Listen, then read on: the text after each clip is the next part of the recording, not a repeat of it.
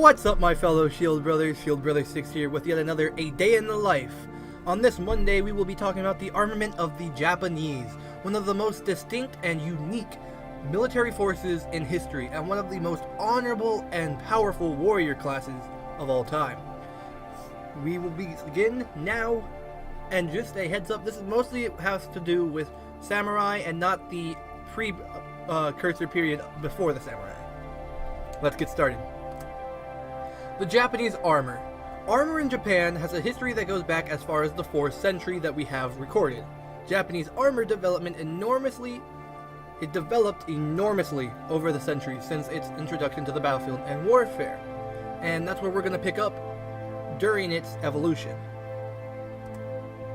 The history.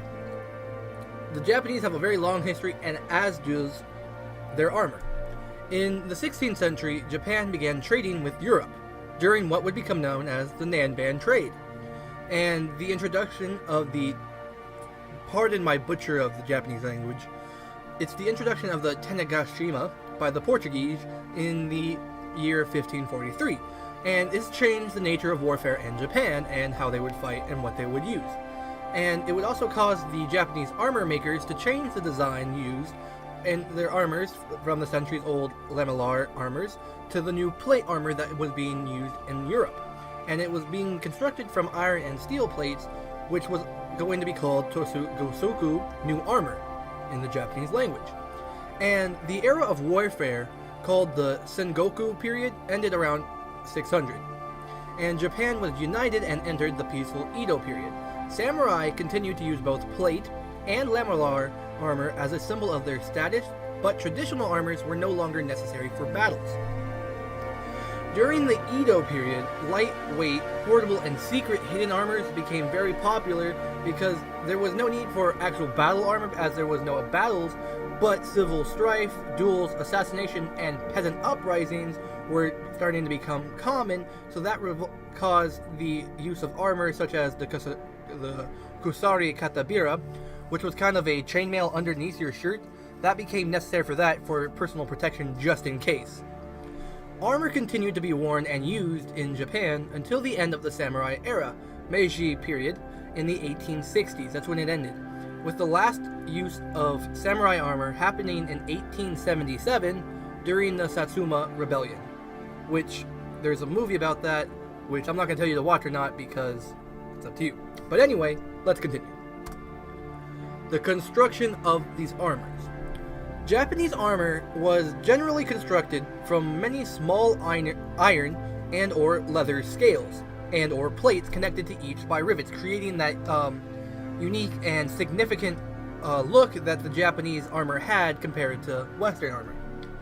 And these macrame cords made from leather and or braided silk and or chain armor was used to connect them all and wear them. Noble families, for instance, had silk cords made in specific patterns and colors of silk thread to show their clan, their significant clan, by using the different colors, etc. And that's how they would dignify themselves, by saying, this is from where I am from, and look how great I am. Sorta. Japanese armor was designed to be as lightweight as possible, as the samurai had many tasks, including riding a horse and archery in addition to swordsmanship. So their armor was made to allow them to do all three of these activities while running, etc., so that they had movement but protection during warfare. The armor was usually brightly lacquered to protect against the harsh Japanese climate as well. And that's where we start picking up on the unique types of armor, which you'll see next. Armor parts. There are many different parts of the Japanese armor, especially for the samurai. And that's what I'm going to start listing here next for you, so bear with me. I'm not going to read it all, but there's a lot of different parts and sections made up by those plates, etc., and scales, for instance, that made up the entire set of armor. So a full set of traditional samurai armor would include the following items: the dao, which was the chest armor, the kasuzuri, which made from iron or leathern plates hanging in front and back of the dao, that protected the upper legs for like thigh areas, the sode, or sode, which were large rectangular shoulder protection, which are they are used quite a lot in mainstream depictions. You can see those big square bicep protectors. There was also the kote, which were armored glove-like sleeves, or the hankote, which were coat gauntlets. And then there was also the kabuto, which was the helmet made from iron or leather and plates, from anywhere from 3 to over 100 plates, as well as the mangu, which were various types of lacquered metal or leather facial armor, which also they get the heavy helmet and the mask, which also was very unique to the Japanese style of fighting. And there was also the haidate, which were more thigh guards, which were tied around the waist and covered the thighs, and then the sun ite, which were the shin guards made from iron splints. So all of those put together made up one suit of armor, which you can see here, the construction of the samurai armor. And this is from the source of the Wendland Bohem Leipzig in 1890. There you can see all of the different pieces of the kit, which it has the number, so you can go ahead, you can pause if you want here, and you can see where the number lines up with that specific piece of armor. And it lists all of them, and I'm not going to go through it for right now, but you can pause here and you can look at all the different pieces of the armor set. Clothing worn with Japanese armor. There was also very distinct clothing worn by the Japanese underneath their armor. There was the himo, which was the cloth sash or belt, which held their weapons. There was the fundoshi, the loincloth, the kayahan, which were gaiters covering the shins underneath the armor, the hakama, which were a type of the baggy pants that you see the samurai and ninjas wearing. There was the shitagi, which was a shirt. There was the tabi, which was the unique cloth socks that you see in the Oriental cultures, where it has the toe parts. And then there was also the waraji, which was the woven sandal, which I have depicted top there. The kutsu, which were short riding boots. The yugaki, which were the gloves. And the kugutsu, also known as suranaku, which was short leather shoes trimmed with bear fur for the winter of Japan. Because the winter in Japan can also be terribly harsh, which is why they had that lacquered metal on top of their armor as well, to protect from that, as well as just normal wear and tear. The weapons. The weapons are what the Japanese culture are known for. From their mastership of the weapon to their mastership of making the weapons, as well as the variety used. For instance, there's the katana. The katana is a beautiful sword. It is one of the best swords that you can make or buy. It is said that the katana is a samurai's best weapon for fighting. It's the samurai's soul, and that the person could be entirely dependent on the katana for fighting. And that's why the katanas are so honored in Japanese culture, and it's a heirloom often because it's considered to hold the souls of the ancestors, and it's also just a significant show of pride, of heritage, and strength.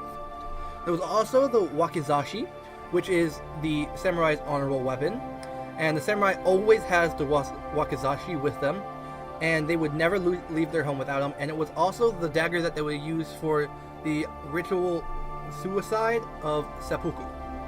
The tanto. This weapon resembled a small knife, and this was also used along with the wakizashi in a dual-handed formation. It was also significant in the usage of seppuku. And there was also the longbow, which was the samurai's best friend when entering the battlefield, because they could rain down death from horseback, mountaintop, or fortification, or plain. And the samurai always had a unique skill for the longbow, and making significantly different longbows than Western culture had. And they could even use them from horseback, as I was saying, and that's unique for a longbow to be able to use on horseback. And it was always important to the Japanese military. And they were constructed out of bamboo, wood, and rattan and leather, a very odd but strong combination. Here you can see the weapon examples of the different ranging daggers, swords, and spears. The spear was also a big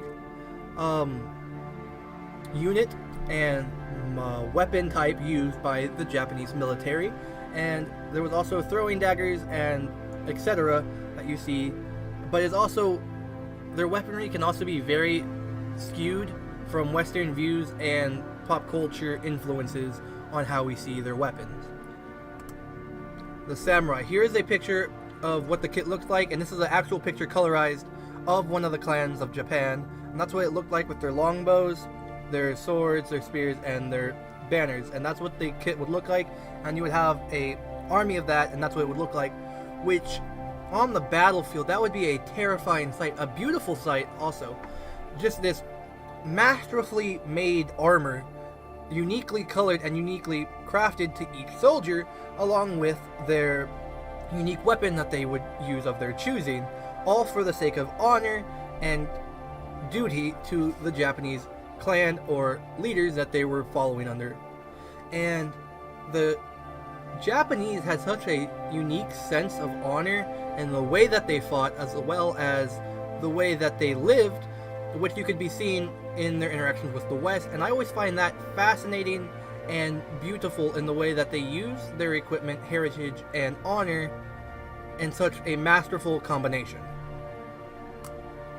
Thank you for watching. This has been Shield Brother 6 with another A Day in the Life add-on.